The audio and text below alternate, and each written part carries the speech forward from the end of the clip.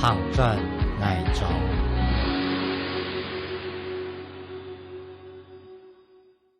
无的那位底排西，娘班位底水田东昂有乐谱，有神灵打鼓，还有人人们跳舞。古老嘅无为啊，风吹过，落雨大天，后生人难得唔衰木，张开目，粒粒米骨跌天内，弹出满地泥沙，本身都长熟嘅状头，好好嘅湿等、水等、晚等热头时，一切切都头大大。这上嘅太米啊，唔是排泄，上来后再等人来听看堂。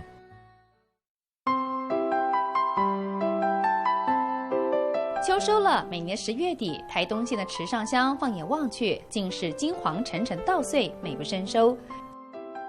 这片好景色像是老天爷铺在池上乡的地毯，它让池上名气大增，每年吸引数十万的观光客造访，欣赏它的美景。我们现在手上每个人都拿到一支老鹰风筝，那这个待会你们要把它彩绘像这个样子，那因为画得越像，我们待会把它悬挂在稻田里面的时候，来驱赶野生的鸟类的话，可能会更像，会让它更害怕。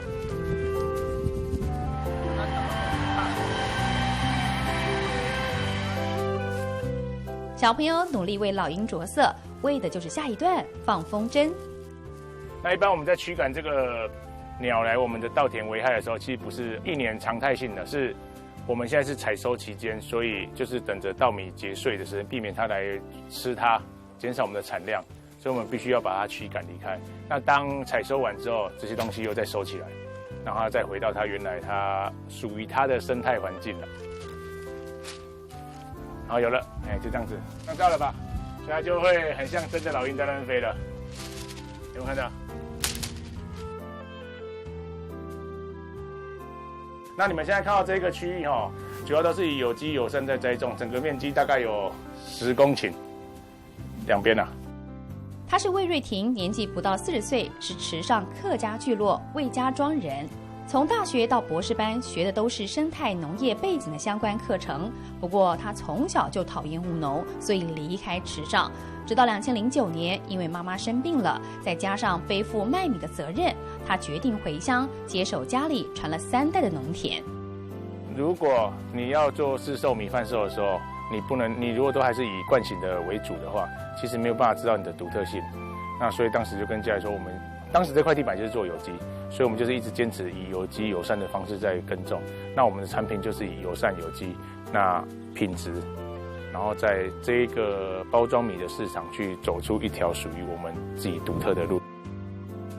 回乡务农，魏瑞婷坚持走自己的路，但种植第1年产量不到20%，连成本都不够。他想了很多法子，放老鹰风筝调查生态，慢慢先维持稳定产量。接着他大胆引用时下流行的区块链原理，放布侦测器，直接把自家田的种植资讯公诸于世。它这个全部都是用上传的，所以我们发现它没有电，它吃的是太阳能。对。那它会从 WiFi 再上传上去，这样知道了吧？给你们猜一下，这里有风速、风向、那个温度，那这些基本资料就是可以提供给我们在稻作上，你要不要适合要放什么肥料，你要不要下肥，你要不要放水，这些都是。这台机器就像一个稻田气象站，详细记录着影响稻米生长的环境、气候与土壤，让农民能够减少农灾，增加收入与品质。最重要的是数据完全透明化，做一个市场性的区隔，然后让消费者能够清楚地了解你的稻田里面有什么东西。那我们后来把生态元素加进来，是因为国外的买家他很重视生态，那一般在我们的国内的传统的履历上是看不到你稻田里面有什么东西，只能知道说你种了什么稻米，然后用了什么东西以外，其他东西是看不到。所以我为了要让它更忠实呈现，所以我就把生态的东西全部一起加入到这里面，让所有的人知道说这一块稻田它原本是什么样的环境，那现在我在经营它还是以原来的现貌去维持它这样子。生态履历和区块链仿佛是一块敲门砖，让魏瑞婷的池上有机米打开了销售通路。不仅上架网络平台亚马逊，进攻北美市场，也外销到香港、新加坡、杜拜、阿曼，甚至把池上米直送到梵蒂冈，成为教宗的午餐。区块链其实是因为教宗他在吃的东西是有一个他的教义，就是他有他固定的农场。那其实说你要让他随便乱吃，或者是随便的来路不明的东西，可能会影响到他的一些信仰的东西嘛。所以他就跟教宗那时候是一个枢机主教在接见的时候，他就说这个米是有完整的履历，而且它有清真、有区块链履历，忠实呈现稻田里面所有东西是没有受污染的。所以当天中午他就请他的司机把这一包米送到他的住所，教宗的住所，就当他说这是来自于一个台湾的温暖，来自台湾的一个爱，那希望能够就是让教宗中午就把它当成午餐把它吃掉这样子。再过不久，这批收割好的稻子就要送往新加坡去。魏瑞婷种的米主打国际行销，获得国内外一致好评。这一点让弟弟魏振祥看在眼里，也决定回乡跟哥哥一起务农。那目前现在在稻田这里的时候，应该是属于入浆的时间，有时候这边已经开始熟了，我看到这压不出来，这已经湿了。但是有时候如果是在下端的话，还压出是乳汁的时候，其实这个时间点还大概要再等1个礼拜到2个礼拜，差不多才采收。最刚开始一定有挫折嘛，像第一次插秧插到后面秧死掉，讲真的挫折感很大啦，因为秧死掉那是一片，而且农民都没死，就偏偏我的死了，是件蛮丢脸的事情啊。然后加上家里的责骂，对啊，到后面是哥哥来重新教我，他帮我插秧，帮我一步一步弄到补秧水的控制，这个没有人教啊。魏瑞婷不藏私，把自己的所学全都传授给弟弟，希望他能够在池上安稳过生活，也想透过自己的故事吸引更多年轻人回到池上来。农村的活力靠返乡青年在这里扎根，同样在魏家庄还有一对返乡的夫妻，他们将池上米结合民宿与周边产业，进行一场人与土地的对话。嗨，你好，我要办入住。OK， 好。请给我一个有地址的证件。他是郝素清，原本住在台中，是一个室内设计师，现在角色则是民宿的老板娘。我们家不供应瓶装水，所以你要拿热水壶下来，然后冷水、热水、冰水在这里。好。然后这个东西是滤壁，就是提供盥洗用具的。如果你有你的盥洗用具，请你用你自己的。好，假如你没有，你这枚滤壁呢，可以更换到所有的盥洗用具，你就在这里拿。民宿的风格有种特别的韵味，不论是摆放的脚踏车，还是墙上的摆饰，每个元素都跟农村相关。我是在网络上面看到的资讯，这间评价是蛮高的，然后就看了一些照片，觉得这边还不错，就是风景很好啊，一看出去就是田啊。坐在阳台可以直接看到外面稻田的景色，整栋民宿朝向回到农村生活的设计方式，让人住在里头就有生活在池上的感觉。缓慢，我觉得缓慢是我想要给这个带给客人的感觉，轻松、自由、放空。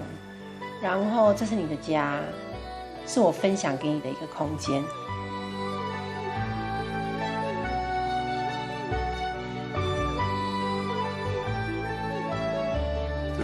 这边要不能超过啊，这边也不能超过啊，这边是要处理掉。那你什么时候要采？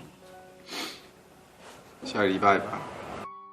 2003年，郝素清跟着先生魏文轩回到池上，成为客家庄的返乡第一代。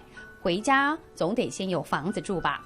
魏文轩和郝素清利用自己的室内设计长才，把爷爷奶奶的老仓库换新样，打造池上的家。最早这个空间是爷爷奶奶留下的，我是要带着7家带件回来也自己要住的。那时候我也没有什么念头说要做起来做民宿的，因为我住的是第3间，我自己出生地是在那边，所以我还是习惯回去那边住。所以朋友就说，不然你就提供做民宿。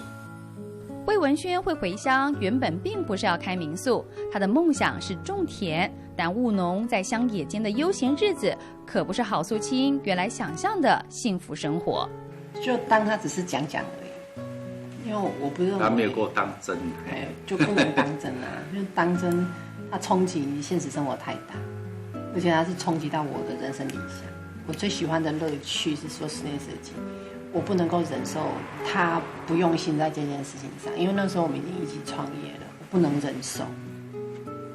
回来的空间，回来的时光，看来是很漫长。回来看到就是一片的荒野。不过回来的，改造自己的房子，改造别人的老房子，改造别人的空间，也是回归到他的本业。我们也没有断续断掉过。要圆梦，魏文轩的第一步就是把家族流传下来的荒田再复耕起来。种田走的是不同于老一辈的有机路线，要怎么辟田呢？这个问题让在地人充满怀疑。这个从西部大都市回来的傻小子，到底能撑多久？你为什么要回来？你回来跟做的方式又跟他们不一样，他们会一直观察你，到了有一个程度的时候，他就会相信你是认真的哦。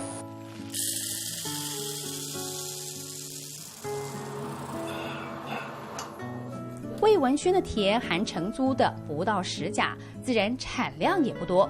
为了要养家活口，他不想再受米厂从中抽取利润，干脆发挥设计的才能，直接面对消费者，推自家品牌。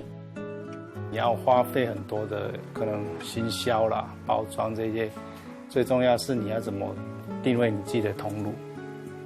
这个凝聚在地的一个共识我是觉得最难，这也是当前那时候遇到一些的困难这样子。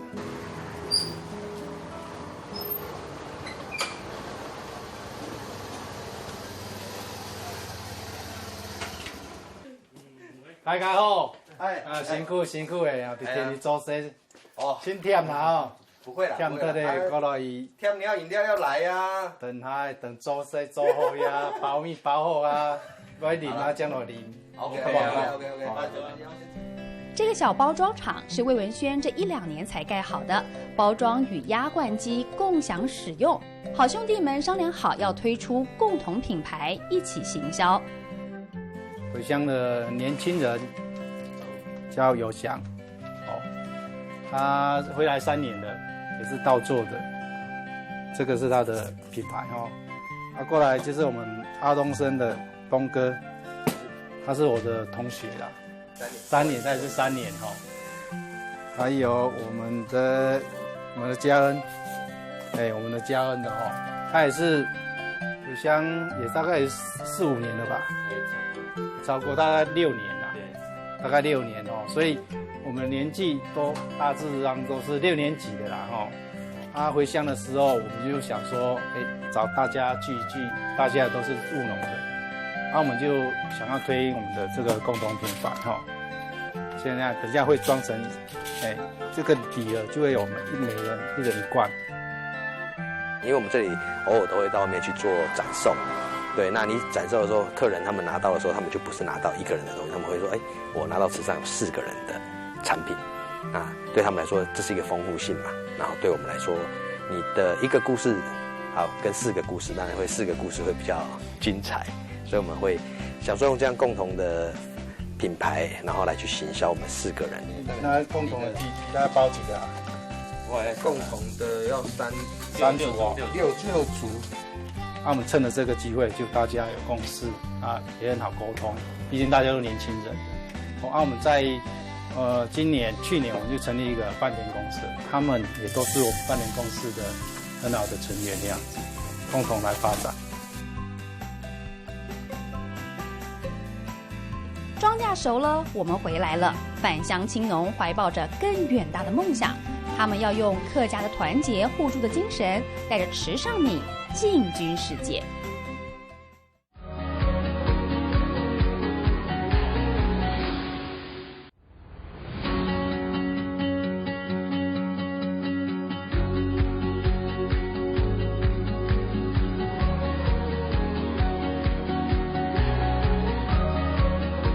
躺转爱中。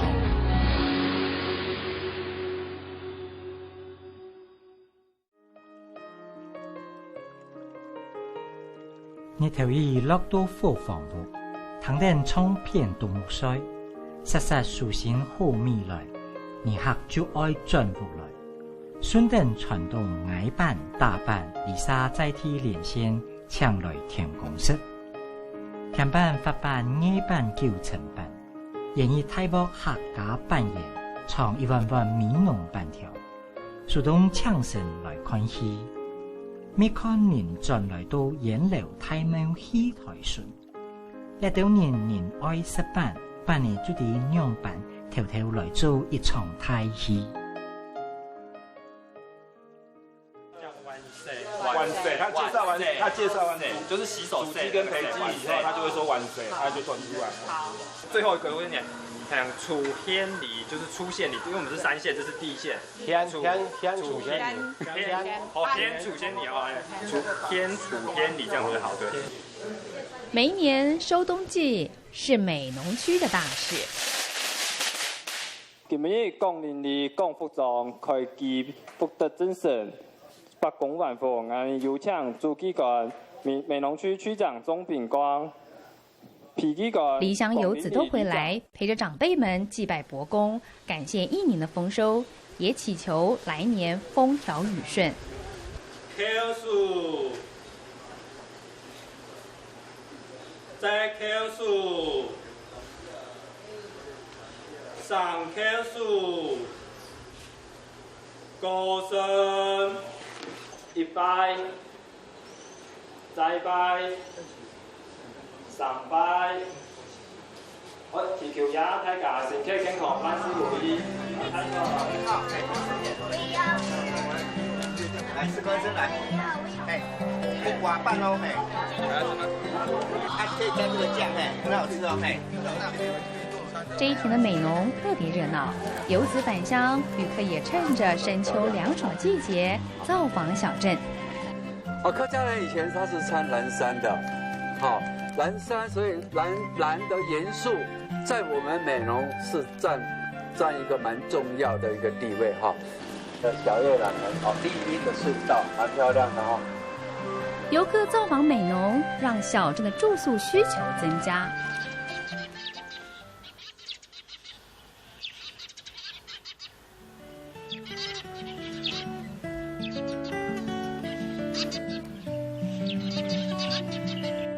美濃山腳下，黑膠樂聲從三合院的老房裡緩緩流瀉。這間三合院民宿是近幾年在網絡上評價頗高的民宿。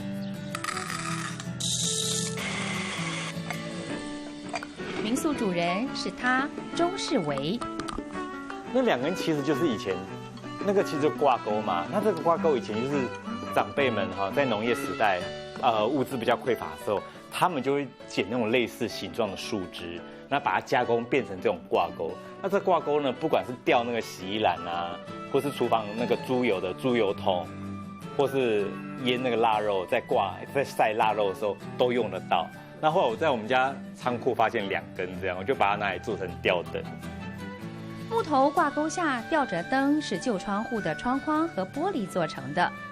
鍾世維把老三合院裡的廢物再利用，變成古樸的吊燈，微黃的暖色光透映出老窗花的質感。外表形象不羈，聲音卻很斯文的鍾世維，原本是一位平面雜誌的攝影記者。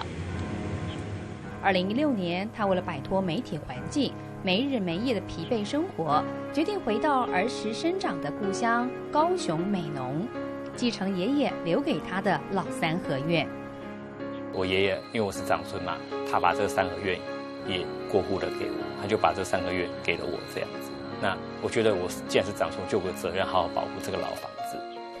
那因為它本身的結構都是土牆嘛，我不敢整個把它打得很通透嘛，我沒有辦法做個像咖啡廳一個通透的商業空間。那我想說，既然它每個房間都方方正正，那不如就做民宿試試看這樣。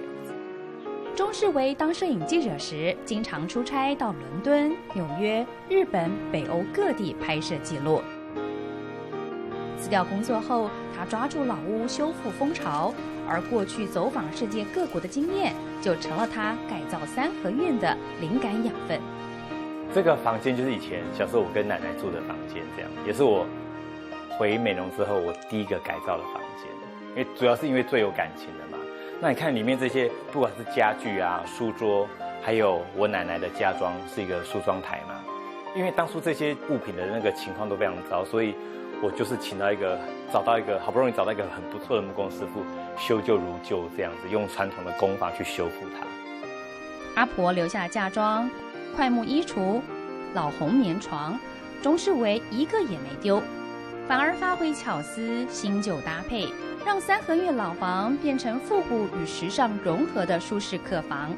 客家花布一用上去之后，你反而会抢了这些很质朴这些木造家具的质感这样子，所以我整个都是用比较素雅的方式，比如说法国的蕾丝啊。他为什么到这个三合院里面来？他没有觉得有一个很老旧、比较通俗的感觉，反而他觉得好像一些老的东西被赋予新的灵魂跟语言这样。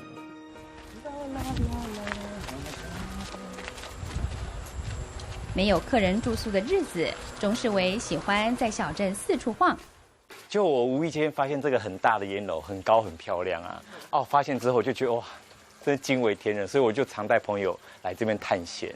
我曾经以为他们对这样的烟楼很有情感，后来发现不然，因为这个烟楼就是劳动的象征嘛。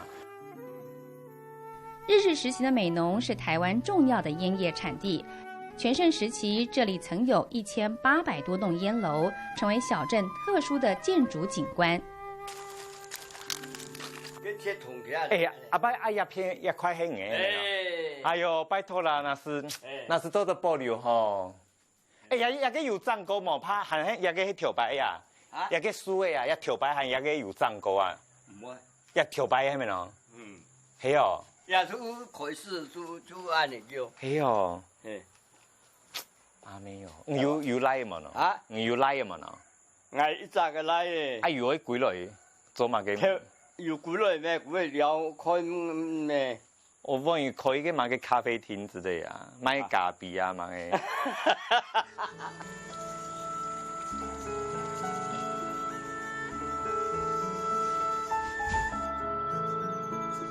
哎，好可惜哦，这个本来是很美的。随着烟叶逐渐没落，美浓烟楼一栋一栋，因为产权复杂，因为保存不容易，被废弃，任由它破败。而钟世维老家的烟楼，其实也曾经遭受过同样的命运。因为对土地的情感，因为对老家的爱惜，钟世维返家圆梦。一开始其实不被家中长辈认同，还不时会受到冷嘲热讽。我爷爷跟我爸爸其实某方面他还蛮反对的，在当初，因为他不觉得这么偏僻的地方会有人愿意来住你的民宿，尤其我觉得爷爷又觉得说，民宿就是要像地中海啊，像城堡、像别墅一样，这样的老房子、烂房子都没有人住，没厕所、没有水、没有电，怎么会有人来住？你们可以跟我来看一下。我叔叔以前负责造错这个机器啊，他说这机器很占位置，你应该把它改成厕所，改成马桶。我说不要，因为我觉得人家来就要认识这样的历史，所以我一定要把它留下来这样子。走过这个历史隧道呢，现在变成一个现代化的厕所。这种老屋最需要、最欠缺的就是现代化的设备这样子。你老屋需要长长远远的走下去，希望老屋可以很好的保留下来，其实就是要非常的便利，有它的便利性这样。那便利性的话，第一个就是可能冷气吧，还有洗手、卫浴设备这样子。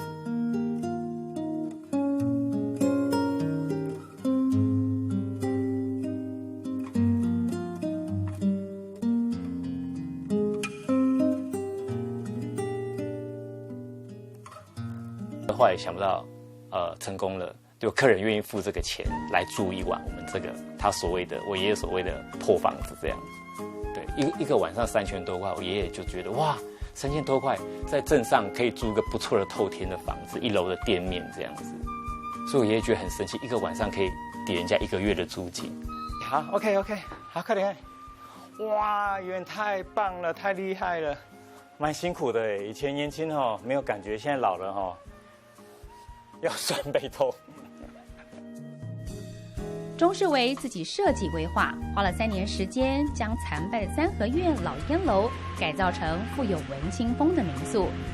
名人来住过，社群上也有许多网友留言分享与持续关注，这些正面评价都成了钟世维坚持的能量。他认为自己真的做了一件对的选择。这间以前叫做哈萨，哈萨就是烟楼隔壁的工作室。对，没有看到这个墙上这些大大小小的窗户，以前长辈们就是在这边在烘烤烟叶的时候，都是透过这些窗户呢去监控烟叶的颜色、温度还有脆度，然后他们要24小时都守在这个地方。这个空间我就把它。就是让大家体验一下，然后就变成一个住宿的空间。这个空间当年就是一个烤烟室。除了让阿公留下的80年老宅重生，钟世维把妈妈搜集的5000多张黑胶唱片重新整理，打造一个视听室空间，成为来到民宿的客人深夜睡不着时，3、5好友最喜爱窝着谈心的房间。那我妈妈她是个主持人，她那时候拥有5000多张的黑胶，可是那时候90之后，大家都在追求数位音乐，都不要这些黑胶。那我妈妈舍不得她在中广时期收集了这么大量的黑胶，就是无处可去，甚至可能就是要被丢弃这样，她就把它丢到我爷爷的这个废弃的老烟楼里面来，就2个就锁在一起，锁了大概10年吧。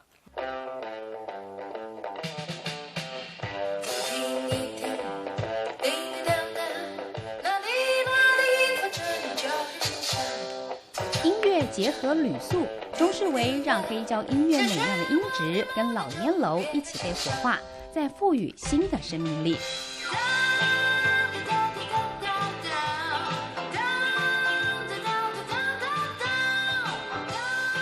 很多客人一开始来，就是他因为是我在网络上评价还蛮高的，这样他是因为那个评价高而订了这间三合院。可是来的时候，他不知道说，怎么会这么一个传统的三合院？一开始还会有点翻白眼这样子。但是当他们真的深入到这个三合院里面，看到所有的布置，然后日治时期留下来的老家具，跟这满坑满谷的黑胶唱片，在这个老烟楼里面，当他们离开的时候，都舍不得离开。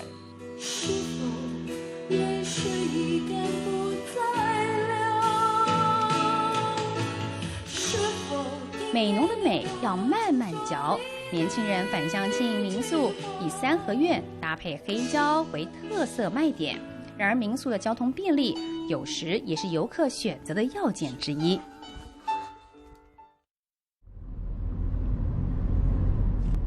台184县道是高雄通往美浓的主要干道。打开大门，深深庭院，两旁大树列队，欢迎来入住的旅人。那我们里面请哦，好，来，谢谢，辛苦了。好，都可以穿。热情接待入住年轻学生，杨依文是民宿第2代女主人。她和先生宋博接手民宿经营将近10年。然后如果有需要使用到冰箱这个外面走廊有一个冰箱，它也是公用的。基本上这几天那个房间如果需要整理的话，你再跟我们说。然后不够的盥洗用具，我们再放在那个大厅那边，都会有准备几些啊，你有需要再过去拿就可以了。好，谢谢。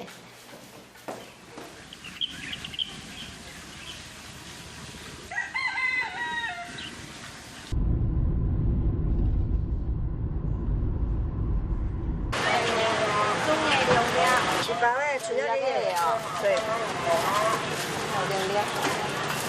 两边。不用先这边吃啊。蕎麦鸡好嘛，蛋饼，係咯，一塊蛋餅。一邊買木瓜飯啊？好呀。對啊。阿哥蛋餅2塊。要飲料嗎？不用，謝謝。每天清早，宋伯夫妻俩跑菜市场采买住宿客人的早餐。也拿出来。有。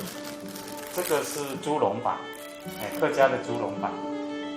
还有一种是那个我们叫做拍头红板，客家话叫拍头红板、白头红板，就是所谓闽南人讲的插花会。木瓜板、猪笼板、客家小粽，宋伯夫妻俩提供给来住宿客人早餐，坚持要有客庄味。